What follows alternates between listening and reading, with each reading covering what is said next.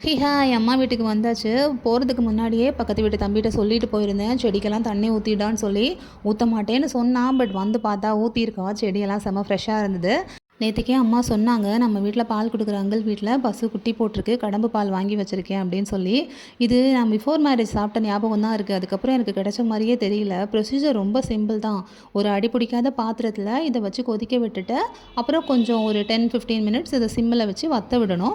இன்பிட்வீனில் sugar போட்டுக்கணும், அவ்வளோதான். நான் அப்படி தான் சாப்பிட்ருக்கேன்.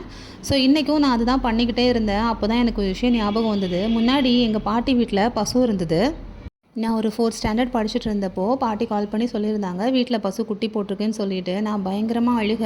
ஏன்னா ஃபர்ஸ்ட்டு எனக்கு கண்ணுக்குட்டி பார்க்கணும், செகண்ட் எனக்கு இந்த பால் வேணும்னு சொல்லிட்டு.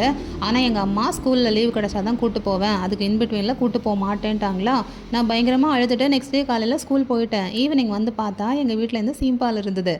ஆனால் பாட்டி இல்லை. பாட்டி எங்கேன்னு கேட்டால், அவங்க காலையிலேயே இந்த பால் காய்ச்சி எனக்கு கொண்டு வந்து கொடுத்துட்டு, அதுக்கப்புறமா இம்மீடியட்டாக கிளம்பிட்டாங்களாம். ஏன்னா ஈவினிங் திருப்பி பசுவை பார்க்கணும்ல, அதுக்காக. இப்படியெல்லாம் பண்ணுறதுனாலையோ என்னமோ, கிராண்ட் பேரண்ட்ஸ்னாலேயோ நமக்கெல்லாம் ஒரு ஸ்பெஷல் லவ் இருக்குது. ப்ளஸ் இந்த கடம்பு பால் அதே டேஸ்ட் எப்போ